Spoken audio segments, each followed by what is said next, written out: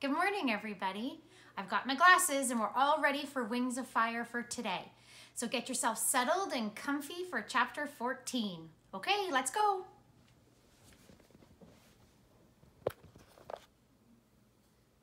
All right, chapter 14. Deathbringer. Waiting for someone? A few someones? You haven't seen any sign of the dragonettes, have you? Glory's head was spinning as she flew away. Was the Nightwing here waiting for them? Deathbringer? Seriously? The only dragon she knew of who the Nightwings wanted dead was her. As soon as Morosir had laid eyes on her back under the mountain, he'd decided she was going to mess up the prophecy. So he'd ordered the Guardians to kill her, which was why she and the others had escaped. Had he sent Deathbringer to finish the job? Why waste all that energy hunting her down? But Deathbringer had sounded as if he was waiting for more than just her. She wondered if that meant the other dragonettes were in danger too. Surely the Nightwings wouldn't kill off any of them. That had to mess the prophecy much more dramatically than Glory could. She landed next to her friends and nearly gave Starflight a heart attack. "Icewing!" he yelped, flailing over backwards. Tsunami leaped to her feet, teeth bared. "Look out! It's..." "Oh." Starflight took a deep breath as Glory's scales shifted back to brown and gray. "Glory, why would you do that to me?" "Because it's hilarious," she said. "And shh!" She thought they were far enough away from Deathbringer, but she wasn't completely sure how far sound would carry in the cold, crisp air. "You looked very sparkly," Sunny said sleepily. "I nearly clobbered you with my tail," Tsunami said in a severe voice. "And I nearly bit your snout when you were snoring last night," Glory said. "So I guess we're both models of self-restraint. Jambu, wake up." She poked her brother, who was the only one who'd slept through Starflight's alarm. "Too cold," he mumbled, flopping one wing over his head. "Too bad," she said, and poked him again. "Besides, if you get up and move, you'll feel warmer." "More sleeping," he insisted, folding the other wing over his head as well. Glory sighed and left him alone. "Starflight," she asked, "do you have any idea how literal a Nightwing's name is? Like, does it always signal something about what they do?" The other dragonettes started getting up and stretching. Starflight scratched his head. "Well, there's Morosir," he said. "He can see the future and deliver prophecy, so that's what seeing the morrow is about." "Yes, thank you," Glory said. "I figured that one out." "But did they know he'd be a prophet when they named him?" Sunny said curiously. "Not all Nightwings are, so how would they know that?" "Maybe another prophet foresaw it," Tsunami joked. Starflight poked at the frozen ground with one claw. "I don't know any more than that," he said. "Morosir hasn't told me any Nightwing tribe secrets, and you've read all the same scrolls I have." "True," Glory said. "Lots of epic nonsense about wonderful Nightwings. They all have these awkward, mouthful names. I think in the stories their names do usually match their skills, if I remember right." "Why are you asking?" Starflight tilted his head at her. "Because I just met one," Glory said. "And I think he's here to kill us. Well, me at least." That got their attention in a hurry. She told them about Deathbringer and everything he'd said. Almost everything, anyhow. She didn't want them to figure out that she thought he was kind of cute. That is, before she realized he was there to kill her. "Let's get out of here," Starflight said when she finished. "Let's fly south right now and get back to the rainforest as fast as possible." Jambu poked his nose out hopefully. "Oh, I like that plan," he offered. "It does sound like the warmest plan, but what about Mangrove?" Clay asked with a shiver.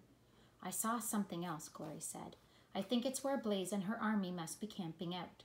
She described the building she'd seen. Starflight and Tsunami both nodded. "Makes sense to me," said Tsunami.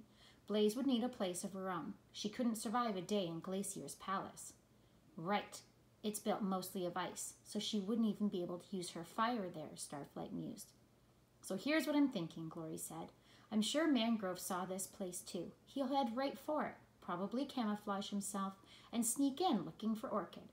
So I'll go after him and bring him back, while you guys hide somewhere that Deathbringer won't find you, and then we all fly south as fast as possible." "Wait, by yourself?" Clay said. "Can't one of us go with you?" "Who?" Glory said. Who else can disguise herself as an ice wing? Her friends all looked at Jambu, who blinked sleepily. And be helpful, Glory added. Well, I can be helpful, Jambu said with a yawn. I bet I'm better at spotting camouflaged rain wings than you are. Glory hesitated. That actually did sound useful. She wasn't really sure how she intended to find Mangrove on her own. You can do that, she said. It's a game we play starting when we're dragonettes, Jambu said. One dragonette camouflages herself, and whoever sees her first wins. So no guarantees, but it's probably more practice than you've ever had. She thought for a moment and shook her head. It's too dangerous. I can take care of myself, and I don't need any help. Glory, Clay said in a sort of friendly, threatening voice. You take him, or we're all coming with you. Glory could tell by the looks on their faces that this was true. Stupid Heroic were a team. All right, fine. We'll go in camouflage, but I want to make sure you can look like an ice wing too. Try matching what I'm doing. She let her scales shimmer back into her ice wing disguise. Clay winced, and she guessed he'd recognized which dragon she'd used as a model. Watching Fjord die in front of him couldn't have been any easier for him than for her.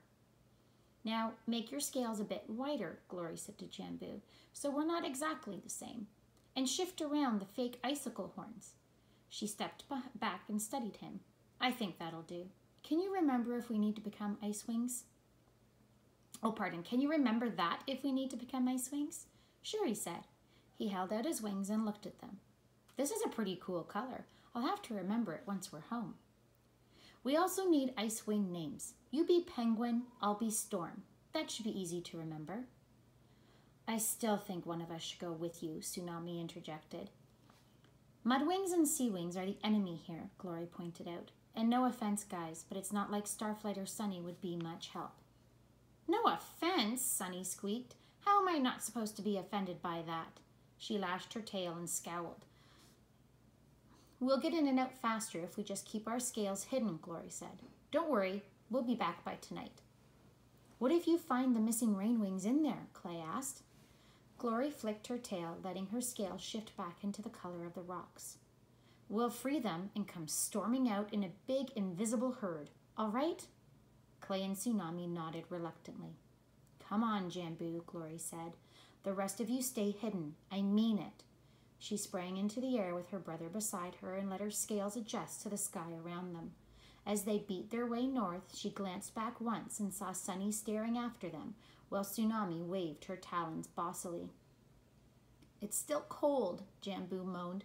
Even with my wings beating, I think it's even colder. Well, we're up in the air, Glory pointed out, and the wind probably isn't helping. But this will be over soon, don't worry. She pointed to the building ahead of them. Just to warn you, there will be snow, but hopefully the Sandwings keep the inside warm with their fires. Snow, Jambu said, and fire? You know, I've never seen either of those.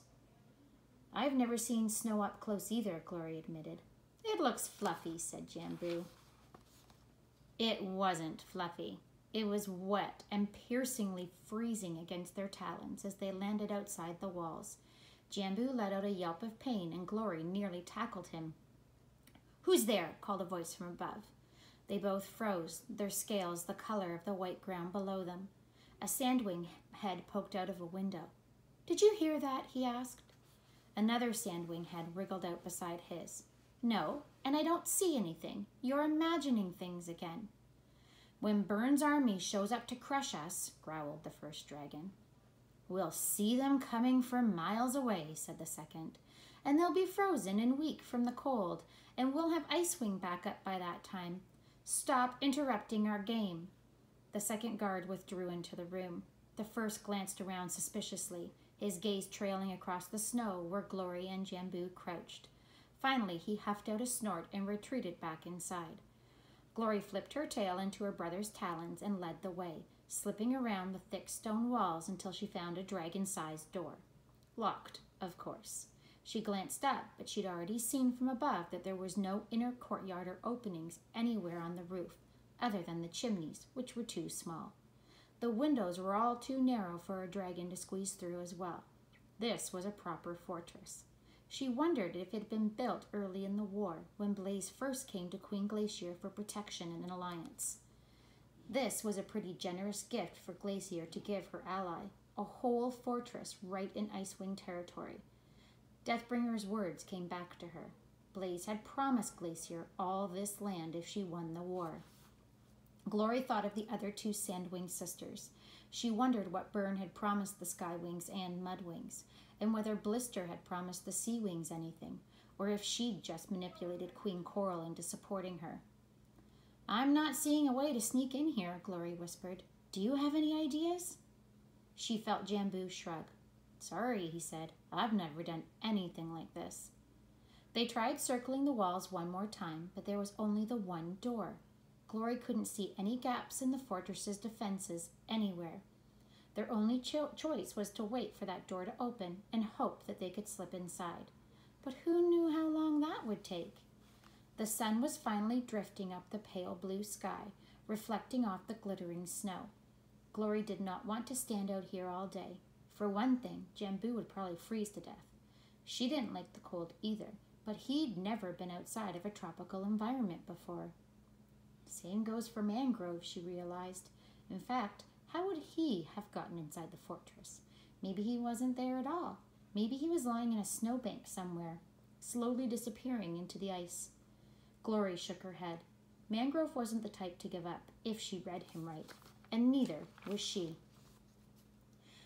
"We'll have to go in as Icewing," she said. "Just follow my lead." Jambu's head appeared, nodding agreeably as his scales shifted color. Glory let her scales change as well, then turned in a circle to check herself as best as she could. It wasn't a perfect disguise by any means, but hopefully these Sandwings wouldn't look too closely. And between her camouflage scales and venom, she felt like she had a pretty good chance of escaping, even if they did catch her. She marched up to the door and rapped smartly. "Try to look like a soldier," she hissed at Jambu, who was slouching and rubbing his neck behind her. "I don't know what that looks like," he whispered back just before the door swung open. A heavy-set Sandwing with broken claws on one talon peered out at them. "Eh?" he muttered. "We have an important message for Queen Blaze," Glory announced. Take us somewhere we can wait until she returns." Surely, like her sisters, Blaze would be off leading a battle somewhere. Once they were shown into a waiting room, they could change back to camouflage and search the fortress for Mangrove without being seen. "What? Until she returns?" The Sandwing looked at her as if she were mad. "Blaze is here. She's always here. I can take you to her right now." And that's the end of chapter 14. I hope you enjoyed it. See you tomorrow morning.